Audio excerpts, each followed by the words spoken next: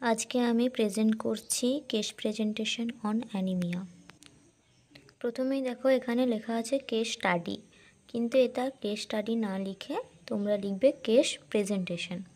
তার জন্য প্রথমেই আছে আইডেন্টিফিকেশন ডেটা, যেখানে পেশেন্টের নেম, এজ, সেক্স, তারপর কোন ওয়ার্ডে আছে, কবে অ্যাডমিশন হয়েছে, তারপর ডায়াগনোসিসটা কি, ডক্টরস নেম, যেগুলো লেখা আছে দেখো এইভাবে লিখতে হবে।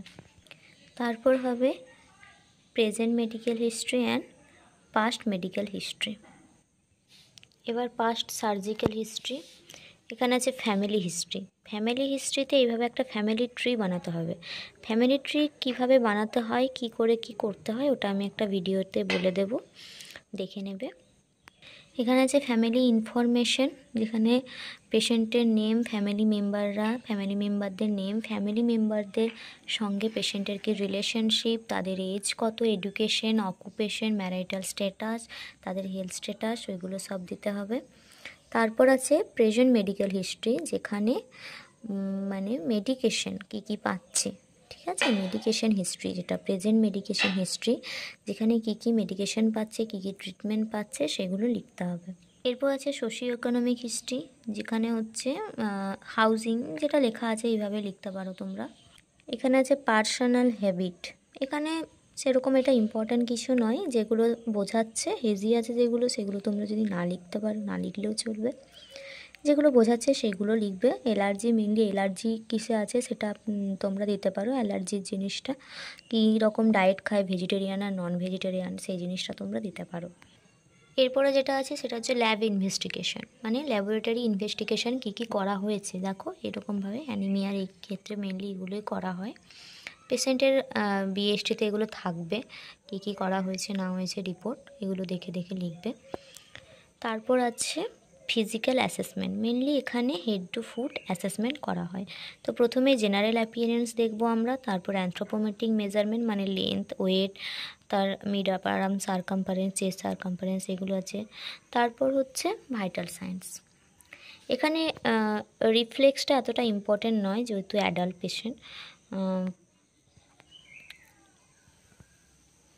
এখানে এবার ভাইটাল সায়েন্সের আন্ডারে যেগুলো আছে সেগুলো, তারপরে অ্যানথ্রোপোমেট্রিক মেজারমেন্ট, তারপর হচ্ছে আফটার অ্যানথ্রোপোমেট্রিক এক্সামিনেশন আমরা কি করব, হেড টু ফুট এক্সামিনেশন, যেখানে হেড থেকে শুরু করে ফুট অবধি আমরা এক্সামিনেশন। দেখো এখানে সিস্টেম ওয়াইজ দেওয়া আছে, ডাইজেস্টিভ সিস্টেম, গ্যাস্ট্রোইন্টেস্টিনাল, সমস্ত রকম সিস্টেম ওয়াইজ এখানে দেওয়া আছে। এখানে মেনলি মেডিকেশন কী পাচ্ছে, তার মোড অফ অ্যাকশন, এইসব দেওয়া আছে এই পেজটাতে। দেখো এরকম করতে পারো তোমরা। এরপর চলে আসি আমাদের মেন ডিজিজ কন্ডিশন। প্রথমে হেডিং দিতে হবে, তারপর ইন্ট্রোডাকশনে অ্যানিমিয়া সম্পর্কে কিছু বলতে হবে, তারপর ডেফিনেশন আছে, অ্যানিমিয়ার ডেফিনেশন দিতে হবে।